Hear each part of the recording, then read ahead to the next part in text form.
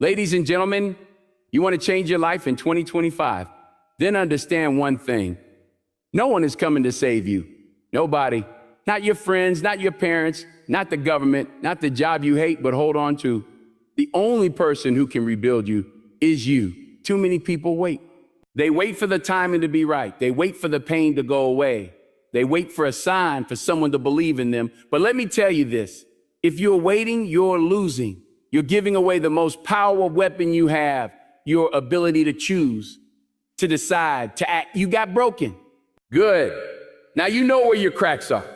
Now you know where the light gets in. You were hurt, betrayed, left behind. Good. Now you have every reason to rise, but don't expect anyone to pull you up. You got to get up, clean yourself off, and start laying the bricks. One brick at a time, every single day. You don't need motivation. You need a reason.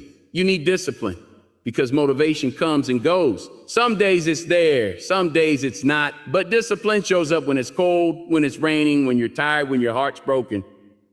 Discipline gets it done when nothing else will. And don't talk to me about potential unless you're doing something about it. Vision without work is just noise. You can dream about the new version of yourself, or you can build that person day by day, rep choice by choice. Every day you wake up in 2025, ask yourself, what would the best version of me do right now? Then do that. Even when it's hard, especially when it's hard, you think someone's coming to rescue you from that job you hate, from the trauma you've buried, from the body you've neglected, from the life you complain about but do nothing to change. They're not. There is no superhero, no mentor that can make you do the work, no savior. You have to rebuild. You have to be your own rescue mission. You have to be your own warrior. You have to look in the mirror and say, I'm not waiting anymore. I'm becoming. 2025 isn't about getting lucky. It's about getting serious. It's about showing up to your life like it matters, because it does. You matter, but you have to prove that to yourself now. No more excuses. No more victim mindset. No more maybe tomorrow. The clock is ticking, and you got a masterpiece to build. You got one life, one shot. And if you don't like the story you've been handed, then pick up the pen and start rewriting it. No one is coming to save you, but the person you become. They're worth saving. So rise up, rebuild, and don't stop until the person staring back at you is unrecognizable from the one who almost gave up. Personal responsibility is power. It's not just a phrase or a motivational quote. It's a principle that reshapes lives from the inside out. When you decide to take full ownership of your thoughts, your choices, your actions, and your reactions, you step into a space of real transformation. The moment you stop blaming others for your circumstances and start asking yourself what you can do about it, that's when everything begins to change. It's easy to point fingers, easy to say, I am this way because of my parents, or my life didn't go right because of that betrayal, or I would have been successful if that opportunity hadn't slipped away. But none of those explanations move your life forward. They trap you. They freeze your potential in time, keeping you in cycles of resentment, regret, and stagnation. You can't move forward when you're still looking backward with blame in your eyes. But when you look forward with responsibility in your hands, that's when you start to build something new. Owning your life doesn't mean ignoring the wrongs done to you. It doesn't mean pretending that trauma didn't happen or that injustice doesn't exist. It means acknowledging the reality, honoring the pain, but refusing to let it define your future. It means saying, yes, that hurt me. Yes, that broke me. But I'm not staying broken. I'm going to rebuild. That decision, that inner shift is where power is born. Responsibility is not a burden. It's freedom. Because when you realize you have the power to change, to heal, to create, you stop waiting. You stop depending on things outside of your control. Stop needing validation from others. You start becoming the source of your own strength. You start acting like the CEO of your own life, not the employee of your circumstances.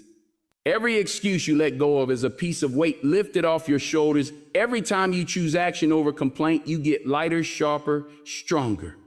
So many people live on autopilot, reacting instead of responding. They get mad and blame traffic. They lash out and blame stress. They procrastinate and blame fear. But all of that keeps you stuck in the same place year after year. Personal responsibility breaks that pattern. It invites you to pause and ask, what's my role in this? Or what can I control? What choice can I make right now that moves me forward instead of deeper into the problem? That is where maturity begins. That is where wisdom lives. And that is where real growth happens. You can't control how others treat you, but you can control how you respond. You can't control every situation, but you can control your mindset, your work ethic, your boundaries, your goals. That's more power than most people ever claim. When you take responsibility, you don't have to wait for the world to be fair. You don't have to wait for people to change. You become the change. You become the force that shifts the energy in a room, the attitude in a relationship, the direction of your life. It's not easy. Personal responsibility is a daily decision. It requires humility to admit when you're wrong. It requires courage to stand up and try again after you fail. It requires integrity to show up for yourself even when no one's watching. But the payoff is massive. You start living a life that feels authentic, intentional, grounded. You start becoming someone others can trust, rely on, look up to. Not because you're perfect, but because you're honest, consistent, accountable. There's a reason most successful people talk about personal responsibility, because at some point they had to make that hard pivot from blaming life to building life. They had to stop asking, why me? And start asking, what now? That's the shift from victim to victor. It's the difference between reacting to life and creating your life. Every time you choose responsibility, you reinforce the message, I am capable. I am in control. I am building something that can't be taken from me because it wasn't given to me. I earned it. Think about how different the world would be if more people lived this way. Fewer arguments, more ownership. Less gossip, more growth. Less pointing fingers, more pointing inward. Relationships would thrive. Teams would win. Families would heal. Communities would rise because responsibility inspires respect for yourself and for others. It brings clarity. It brings peace. When you take ownership, you stop needing to be right and start focusing on what's right. You start caring more about progress than pride. And it's not just about the big things. Responsibility lives in the small moments, waking up on time even when you're tired, apologizing when you're wrong, finishing where you started, listening instead of interrupting, choosing discipline over distraction, saying no when it matters. These choices shape the direction of your life far more than any one big opportunity ever could, because these choices build character, and character determines destiny. Even when life hits hard, personal responsibility is what helps you rise again. It's what separates those who crumble from those who rebuild. You may not have chosen the pain, but you choose what you do with it. You may not have asked for the challenge, but you choose how you respond to it. And every time you respond with ownership, you rise higher. You become stronger. You gain wisdom, perspective, strength that cannot be taught. Only earned. You don't need to be perfect. You don't need to have all the answers. You just need to show up for your life like it matters. Because it does. You matter. Your future matters. And personal responsibility is the path that unlocks everything you're capable of becoming. The more responsibility you take, the more power you feel. The more power you feel, the more change you create. The more change you create, the more life starts to reflect the strength within you. Pain is a construction zone, not a graveyard. It's not the place where your story ends. It's where your story is being rewritten. Too many people walk through pain as if it's the final chapter, as if what hurt them has the final say. They treat it like a destination instead of a season. But pain is not where you are meant to stay. It's where you're meant to rebuild and rebuild stronger. When you're in pain, whether emotional, physical, spiritual, or psychological, it's easy to believe that something is going terribly wrong. But pain isn't always punishment. Sometimes it's preparation. Sometimes pain shows up to break the things that were holding you back. False identities, shallow attachments, unhealthy beliefs. It tears down the version of you that was surviving so it can make room for the version of you that's ready to live. But that process feels like chaos when you don't understand what's being built. Construction zones are messy. There's dust in the air. Things are loud, unsteady, halfway finished. It's not pretty, but if you saw a building under construction, you wouldn't assume you was destroyed. You know it's in progress. The same is true for you. Just because your life looks chaotic or incomplete doesn't mean it's over. It means it's being shaped. And pain is often the tool that does the shape. Think about the moments in your life where you grew the most. Not the easy times, but the hard ones. The breakup that forced you to discover who you are. The loss that taught you to cherish what you have. The betrayal that taught you boundaries. The failure that taught you resilience. Those were painful moments, yes, but they were also transformative. They revealed what needed to change and exposed the cracks in the foundation. They were the demolition phase before the rebuilding began. But pain will lie to you if you let it. It will try to convince you that you are stuck, that nothing will ever change, that you are broken beyond repair. It will try to make you build a house in the middle of your wounds and call it home. It will whisper that this is just who you are now, wounded, lost, unworthy. And if you agree with that voice, you stop growing. You start decorating your grave instead of building your future.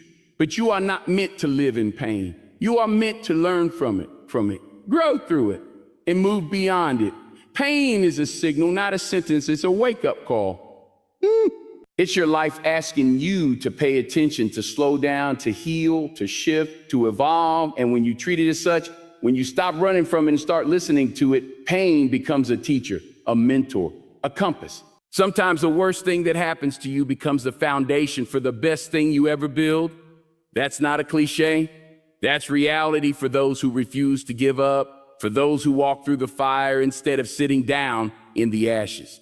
Because healing doesn't happen by accident. It happens through intention, through choosing to face what hurts instead of numbing it, through letting go of the need to understand everything and trusting that something good can still come from it. You see, construction takes time.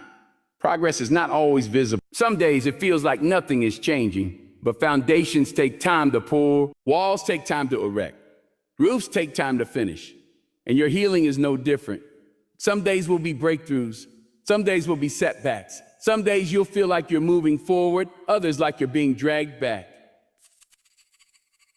That's okay. That's construction. That's part of the process. Just don't confuse slow progress with failure. Just because it hurts doesn't mean you're not healing. You don't rebuild overnight. You don't rise immediately. But every choice to keep going is a brick. Every boundary you set is a beam. Every truth you face is a nail. Every tear you cry is water on the cement. You are constructing something beautiful piece by piece, even if it doesn't look like it yet, even if no one else can see it, even if you can't always see it yourself. The key is not to give pain permanent power. Don't let it name you. Don't let it define you. Let it inform you, shape you, strengthen you, but not limit you. Because pain is not your identity. It's a chapter, not the whole book. It's a tunnel, not a prison. And while it may have built the version of you that survived, it cannot build the version of you that will thrive. That version requires you to see the construction zone for what it is. A place of work, a place of transformation, a place of new beginnings. You get to decide what happens next. You get to decide whether the pain becomes your excuse or your motivation, whether it becomes your wall or your foundation. And that decision is everything. Because people have built legacies from brokenness. They've built empires from rock bottom. They've turned rejection into redirection and trauma into testimony. Not because they were lucky, not because they were superhuman, but because they refused to die in a place they were only meant to pass through. You can't avoid pain, but you can use it. You can learn from it. You can rise because of it. And when you do, you carry a different kind of strength, the kind that's earned, the kind that's rooted, the kind that makes people wonder how you didn't quit. And the answer will be simple. Because you understood that pain is a construction zone, not a graveyard. Because you chose to build when others chose to bury. Because you believe that broken doesn't mean done.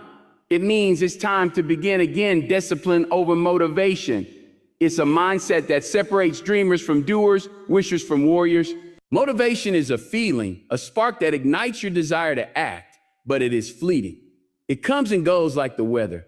One day you're inspired and full of fire. The next you're drained and making excuses. But discipline, that's different. Discipline doesn't wait to feel ready. It doesn't need the perfect conditions. It shows up regardless of mood. It moves forward even when it hurts, even when it's dark, even when the applause is gone. People often ask, how do I stay motivated? But that's the wrong question. Motivation is unreliable. The right question is, how do I stay disciplined? Discipline is what carries you when motivation walks away. It's the engine that runs when the spark is gone. It's the choice to show up again, to push again, to believe again. Not because you feel like it, but because you said you would. Discipline is a promise kept not to the world, but to yourself. Every goal you ever dreamed of, the body, the business, the mindset, the peace, is not waiting on your motivation. It's waiting on your discipline. The early mornings when no one's watching. The late nights when the world is asleep. The silent battles you fight alone, when quitting feels easier than continuing. That's where greatness is formed, in the moments where your feelings tell you to stop and your discipline tells you to go. Motivation might get you started, but it's discipline that finishes the race. Anyone can get excited about a fresh start. Anyone can write down goals in January or feel fired up after watching an inspiring video, but that feeling fades. That rush dies down. And when it does, you're left with choice. Do you move forward or do you fall back? Discipline is the answer. It's what pushes you through the grind when the glamour is gone. Some days you'll wake up tired. Some days you'll feel empty. Some days you won't see progress and it will make you question everything. But that's exactly where discipline shines, because it doesn't depend on progress to continue. It doesn't require results to keep going. It's loyal to the process. It trusts the work. It believes that consistency beats intensity every single time. Discipline is a habit built in silence. You don't see its full power in one day, but over time it becomes unstoppable, like a drop of water on stone, slowly, quietly, persistently shaping everything in its path. Discipline transforms your identity. It takes you from someone who tries to someone who becomes, from someone who hopes to someone who executes. That shift is where your life changes. Not in the fire of inspiration, but in the cold repetition of action. Most people wait to feel like it. They wait to feel strong, ready, confident. But winners don't wait. They act, especially when they don't feel like it. That's the difference. Because life won't always give you perfect moments. It will give you obstacles. It will give you tests. And in those moments, motivation is nowhere to be found. But if you have discipline, you don't need motivation. You become your own fire. Discipline is about integrity. It's about doing what you said you would do long after the mood you set in has faded. It's about showing up for your vision when no one else does.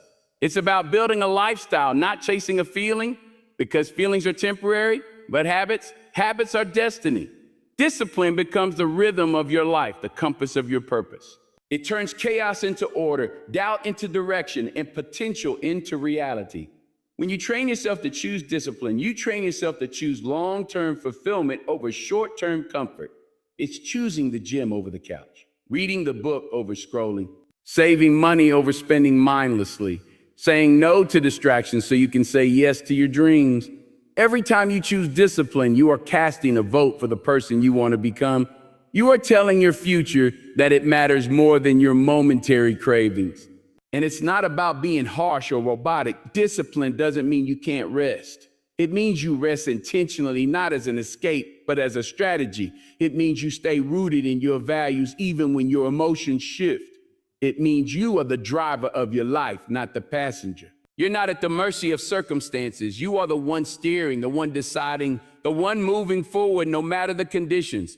People will see your results and call you lucky. They'll see your growth and say you have talent. But what they won't see are the mornings you didn't hit snooze, the nights you sacrificed comfort, the decisions you made when no one was clapping. That's the part no one celebrates. But that's the part that builds you. That's the part that forges character, grit, and self-respect. Discipline gives you freedom. It may sound backward, but it's true. When you're disciplined, you don't have to live in chaos. You don't have to scramble, panic, or make excuses. You know what you stand for. You trust yourself. And that self-trust is rare. That self-trust is peace. You become someone you can rely on, someone who follows through, someone who gets it done. In a world chasing instant gratification, discipline is your superpower. While others look for hacks, you put in the work. While others quit at discomfort, you lean in. While others hope, you build. And every day you do, your discipline compounds, your confidence grows, your standards rise, your momentum builds. Until one day you look back and realize you become the person you once only dreamed of being. You won't always feel inspired, you won't always feel strong, but if you're disciplined, you don't have to feel those things to act. You just act. You trust the process. You keep your word. You show up, and that's the kind of energy that changes lives. Not just yours, but everyone around you. Because discipline is contagious. When others see you live with purpose, they're reminded they can too. So don't chase motivation. Build discipline. Make it your foundation, your rhythm, your way of life. Because when the highs wear off and the noise fades away, it's not your feelings that will build your future. It's your discipline. It's the invisible muscle you built daily. The one that will carry you when nothing else can. Vision without action is delusion. You can see the dream, feel it in your bones, talk about it with passion, even cry over it late at night. But if you don't move, it stays a fantasy. A vision is powerful. It gives you direction. It paints a picture of what could be. But if that vision is not followed by consistent, deliberate action, it becomes a form of self-deception. It becomes the illusion of progress. The idea that because you see it, somehow that's enough to be it. But it's not.